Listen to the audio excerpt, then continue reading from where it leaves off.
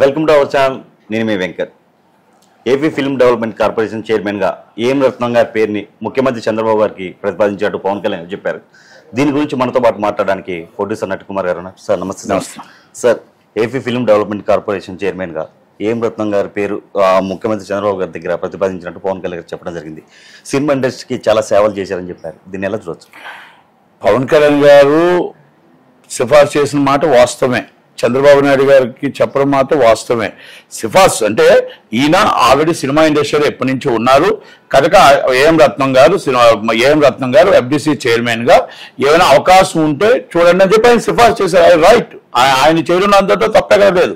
కాకపోతే ఆయనకి FDC chairman గా ఏ రూట్ లో ఎవరెవరికి ఏముండాలి, ఎలాగుండాలి, ఆయన ఇంతకుముందు ఏమైనా సేవలు చేశాడా, లేకపోతే ఏమైనా ఛాంబర్కి సేవలు చేశాడా, ఏమైనా మొత్తం టోటల్ ప్రజలకు సేవలు చేశాడా, గవర్నమెంట్ కి ఆయనకి వారధిగా ఉండటానికి ఏ విధంగా అవకాశాలు ఉన్నాయి, మన డెవలపింగ్ ఇస్ గవర్నమెంట్ చేయడానికి ఏ అవకాశాలు ఉన్నాయి, గవర్నమెంట్ కి ఏ విధంగా లాభం పొందగలుగుతారు, గవర్నమెంట్ నుంచి మన సినిమా ఇండస్ట్రీకి ఏం లాభం పొందగలుగుతాం, కార్పొరేట్ కంపెనీలు ఏ విధంగా తీసుకురాగలుగుతాం, కార్పొరేట్ కంపెనీలు తీసుకొచ్చి పెట్టుబడులు ఈ మధ్యన ఇప్పుడు పీవీఆర్లు అలాగే వచ్చినవంటి మొత్తం టోటల్ మాల్స్ ఏ విధంగా తీసుకొచ్చి ఆంధ్రప్రదేశ్ డెవలపింగ్ చేసి ఎంప్లాయ్మెంట్ ఎంప్లాయ్మెంట్ ఎలా చేయించగలుగుతాం, పెట్టుబడులు ఎలా పెట్టించగలుగుతాం అన్ని ఎఫ్డిసి చైర్మన్ గా అర్హత ఉన్న వ్యక్తికి కావాలి.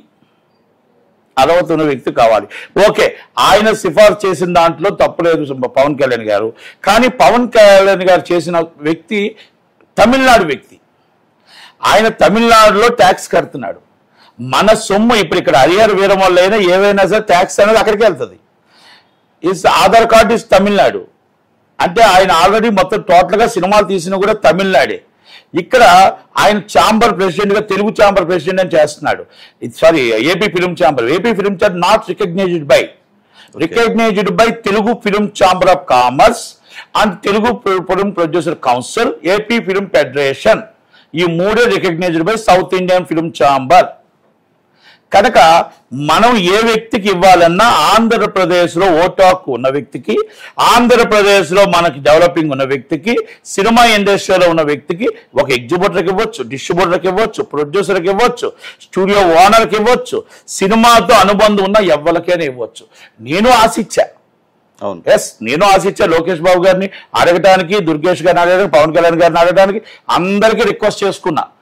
నాకు ఎందుకు అర్హత ఉంటుంది అంటే నేను పని చేస్తున్నాను, డెవలపింగ్ చైర్మన్ గా ఏ విధంగా చేయాలి. 160 జీవోలో ఇడిగట్టులో విశాఖపట్నంలో 325 ఎకరాల స్థలం ఉంది. అలాగే ఎఫ్డిసి చైర్మన్ కి ఏమున్నాయి, ఏం రావాలి, మాకు ఎఫ్డిసి నుంచి మా ఆంధ్రప్రదేశ్ డెవలపింగ్ కి సినిమా ఇండస్ట్రీకి ఏం కావాలి, అలాగే ఆంధ్రప్రదేశ్ గవర్నమెంట్ డెవలప్ అవడానికి ఏం కావాలి. ఇప్పుడు అంబానీ గారు సినిమా ఇండస్ట్రీలో దిగుతున్నారు.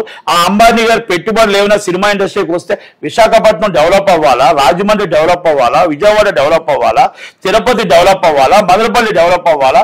అంబానీ గారు లాంటి వాళ్ళు అమెరికా నుంచి పెట్టుబడులు సినిమా ఇండస్ట్రీలో పెట్టుబడులు పెట్టడానికి చాలా మంది వస్తున్నారు. ఆ పెట్టుబడులు తేగల కెపాసిటీ ఎవరికైనా ఉన్నదా? నాకు 6 నెలల క్రితమే నేను డ్రాప్ అయిపోయా. ఎందుకంటే ఇప్పుడు ఒక టాయ్ ఏంటంటే ఎలా ఉందంటే ఇప్పుడు 1,000 కోట్ల పెట్టుబడి తేవాలి. నా స్తోమత సరిపోదు, నా హైట్ సరిపోదు, నేను వైట్ అండ్ వైట్ ఉన్నాను కాబట్టి తక్కువ టై నాకు లేదు కాబట్టి నేను దీనికి సరిపోను. ఎఫ్డిసి చైర్మన్కి నేను సరిపోను, తక్కువ టై కావాలి, టాకింగ్ ఇంగ్లీష్ కావాలి, అన్నీ కావాలి, తెలివితేటలు కావాలి, అనుభవం కావాలి. ఎందుకంటే ఆ అనుభవంతో డబ్బు తేవాలి, డబ్బు తెచ్చి పెట్టుబడులు ఆంధ్రప్రదేశ్లో పెట్టించి మన రాష్ట్రాన్ని డెవలప్ చేసుకోవాల్సిన బాధ్యత ఎఫ్డిసి చైర్మన్ మీద ఉంది. సినిమా ఇండస్ట్రీని డెవలప్ చేయాలి, సినిమా ఇండస్ట్రీని కాపాడుకోవాల్సిన బాధ్యత ఎఫ్డిసి చైర్మన్ మీద ఉంది. కనుక ఏఎం రత్నం గారు పనికిరారు, నట్టి కుమార్ గారు పనికిరారు.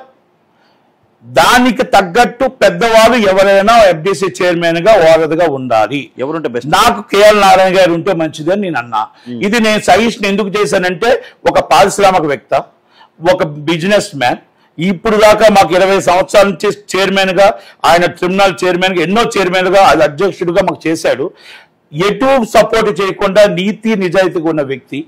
అలాంటి పెట్టుబడులు తేవాలంటే ఆయనకంటూ ఏది తేవాలో ఈరోజు 1000 కోట్లు పెట్టి సినిమా, 2000 కోట్లు పెట్టి సినిమా చేస్తున్నాడు. ఆల్రెడీ మొత్తం టోటల్గా డెవలపింగ్ చేసిన దాంట్లో ముందున్నాడు.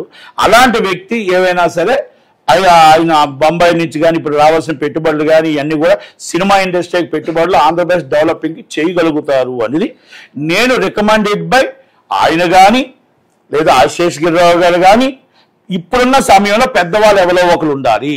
మేము సరిపోము, మా స్టామినా సరిపోదు. ఇది రియల్ మనం అర్థం చేసుకోవాలి. ఇదేదో పదవి వస్తుంది, ఆ పదవి పెట్టుకొని కారు వేసుకొని తిరిగేద్దామని కాదు. మన రాష్ట్రాన్ని డెవలప్ చేయాలి. మన రాష్ట్ర ప్రజలు మనం నమ్మి మన కోటేసరే వాళ్ళకి ఎంప్లాయ్మెంట్ ఇప్పించాలి, వాళ్ళకి ఇండస్ట్రీని డెవలప్ చేయాలి. ఇండస్ట్రీ అందరినీ ఆంధ్రప్రదేశ్లో 40% షూటింగ్ చేయించాలి. షూటింగ్ చేయించి అక్కడ ఎంప్లాయ్మెంట్ పెట్టాలి, ఇన్ఫ్రాస్ట్రక్చర్ డెవలప్ చేయాలి, ట్యాక్స్లు అక్కడ కట్టించాలి, రాబడి పెంచాలి, అభివృద్ధి చెందాలి. అంటే మనం స్టామినా సరిపోదు. అంబానీ గారి దగ్గరికి నేను వెళ్ళగలుగుతానా? వెళ్ళాను కదా. అంబానీ గారి దగ్గరికి ఎవరు వెళ్ళగలుగుతారు? పవన్ కళ్యాణ్ గారు లాంటి వాళ్ళు, చంద్రబాబు నాయుడు గారు లాంటి వాళ్ళు వెళ్ళగలుగుతారు. దానికి మన వారధిగా సినిమా FDC చైర్మన్ ఇవన్నీ నడపడానికి, దీని మొత్తం గ్రౌండ్ వర్క్ చేయడానికి పెద్దలుగా వాళ్ళకు ఉంటుంది. కాబట్టి నేను వాళ్ళకి ఈసారి ఇమ్మను. ఎందుకంటే ఆశ అందరికీ ఉంటుంది. సార్ పవన్ కళ్యాణ్ గారు రికమెండ్ చేయడం తప్పలేదు, ఆయన రికమెండ్ చేశాడు. కాకపోతే ఆయన తమిళనాడు వాసి, మన ఆంధ్రప్రదేశ్లో చాలా మంది ఉన్నారు. అది రేపు ఇంకొకరికి ఛాన్స్ ఇవ్వకూడదు. కనుక పెద్దలు ఆయన కూడా ఒకసారి ఆలోచించాలా. చాలా మంది ఉన్నారు. నేను కూడా ఆశించాను, దానికి నేను డ్రాప్ అయ్యాను కూడా చెప్తున్నా. ఆశించాను, డ్రాప్ అయ్యాను, తప్పేమీ లేదు దాంట్లో. నాకు వర్క్ చేయగలను, నేను నాకు పని ఇస్తే పని చేయగలను, నాకు వర్క్ ఇస్తే చదువు రాపైనా చేయగలను, నాకు నిలబెట్టగలను. కాకపోతే ఇప్పుడు పెట్టుబడులు తేవాలా, పెట్టుబడులు తెచ్చి అక్కడ ఆంధ్రప్రదేశ్ డెవలప్ చేయాలా, మాల్స్ కట్టాలా, ఇవన్నీ మొత్తం టోటల్గా చాలా ట్రాస్ ఉంది అక్కడ. అంటే కష్టం ఉంది. ఆ కష్టంతో ఎంతోమందికి మనం బొంబాయి వెళ్ళి, అమెరికా వెళ్ళి ఇవన్నీ కలిసి మన సినిమా ఇండస్ట్రీని డెవలప్ చేసి ఆంధ్రప్రదేశ్ని కలపాలి అంటే రత్నం గారో, నట్టికుమారో, లేకపోతే ఇంకొకరు సరిపోరు. రెండోది రత్నం గారు అంటే 100% మేము వ్యతిరేకిస్తాం. రత్నం గారు అంటే మాకేం వ్యతిరేకంగా ఏం లేదు. కాకపోతే ఏంటంటే ఎక్కడో ఉన్న వాళ్ళు తీసుకొచ్చి ఇక్కడ పెడితే ఇప్పుడు ఆంధ్ర వాళ్ళంతా ఏమవుతారు? వాళ్ళంతా యాంటీ అవుతారు కదా. మనకు ఓటాకి ఇక్కడ వాళ్ళు వేశారు, ఈరోజు ఎంప్లాయ్మెంట్ కావాలి. ఎక్కడో ట్యాక్స్ కడుతున్న వాళ్ళని, 100 కోట్లు కడుతున్న వాళ్ళందరినీ వదిలేసి మనం ఎక్కడో చెన్నైని ఉన్న వాళ్ళని తీసుకొచ్చి ఎందుకు పెడతాం? రెండోది యాంటీ ఛాంబర్ పెట్టిన ఆయన, ఇప్పుడు ఒక తెలుగు ఇండస్ట్రీకే వ్యతిరేకంగా ఛాంబర్ పెట్టిన ఆయన, వ్యతిరేకంగా మాట్లాడుతున్న ఆయన రికగ్నైజ్డ్ బాడీ కాదు. అసలు అర్థం చేసుకోవాలి పెద్ద మనసుతో.